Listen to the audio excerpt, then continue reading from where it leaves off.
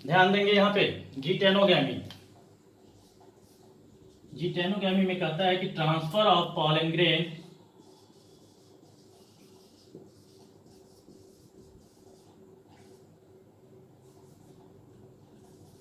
From anther to stigma of different flower of same plant और genetically similar flower. यहाँ पे geitonogamy में कह रहा है कि जो पॉलन ग्रेन का ट्रांसफर होगा एंथर से स्टिग्मा तक, वो दो अलग अलग फ्लावर में होगा। दो अलग, एक फ्लावर का एंथर से पॉलन ग्रेन को ट्रांसफर करवाया जाएगा दूसरे फ्लावर के स्टिग्मा पे, लेकिन ये दोनों फ्लावर एक ही प्लांट पे मौजूद होगा। लेकिन ये दोनों फ्लावर एक ही प्लांट पे मौजूद होना चाहिए। अब ध्यान दीजिएगा, ये मेरा बॉडी जो है एक प्लांट है, ये दो फ्लावर है।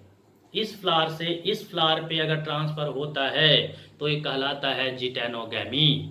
जबकि एक ही फ्लावर के मेल और फीमेल रिप्रोडक्टिव पार्ट के बीच में अगर पॉलिनेशन होता है तो ये कहलाता है ऑटोगैमी, एंड दिस इज जिटेनोगैमी। अब ध्यान देंगे यहाँ पे जिटेनोगैमी जो होगा, अब यहाँ पे एक टर्म जो यूज किया है जेनेटिकली सिमिलर फ्लावर, तो ये दोनों हाथ का जीन का बनावट जो होगा सेम होगा।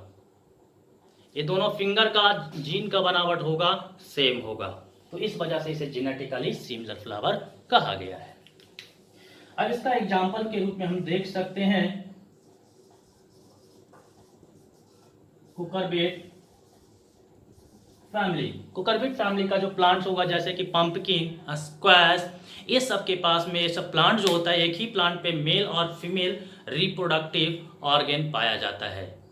एक ही प्लांट पे मेल फ्लावर और फीमेल फ्लावर पाया जाता है, यानी कि एक फ्लावर पे मेल होगा तो दूसरे फ्लावर पे फीमेल होगा, लेकिन ये दोनों फ्लावर एक ही प्लांट पे होगा। यानी कि कुकरबिट जो फैमिली का जो प्लांट्स होते हैं वह प्रायः कैसा होगा, तो मोनोएसियस होता है।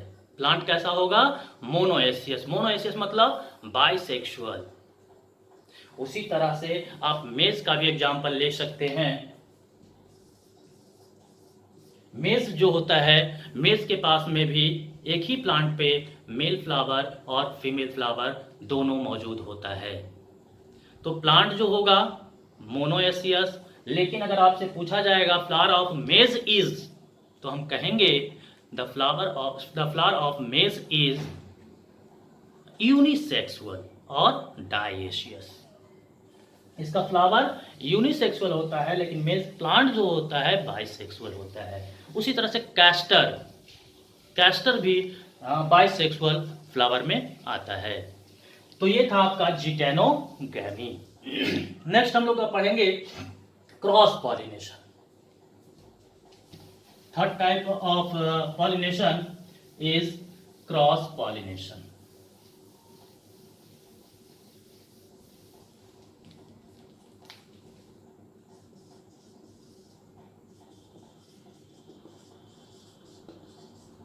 क्रॉस पॉलिनेशन, क्रॉस पॉलिनेशन क्या है?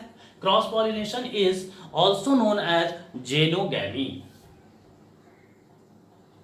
और जेनोगैमी और ऑलोगैमी। यानी कि क्रॉस पॉलिनेशन ही जेनोगैमी के नाम से भी जाना जाता है या ऑलोगैमी के नाम से भी जाना जाता है। अब ये क्रॉस पॉलिनेशन है क्या? तो क्रॉस पॉलिनेशन उस पॉलिनेशन को कहेंगे जहां पे ट्रांसफर होगा पॉलन ग्रेन का from anther to stigma of two different flower of different plant, that is genetically different flower. इसका मतलब कि जेनेटिकली डिफरेंट फ्लावर के बीच में अगर पॉलिनेशन होता है तो वो पॉलिनेशन कहलाएगा cross pollination. Transfer of pollen grain from anther to a stigma of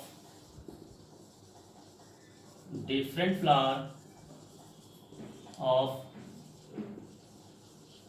different plant, that is between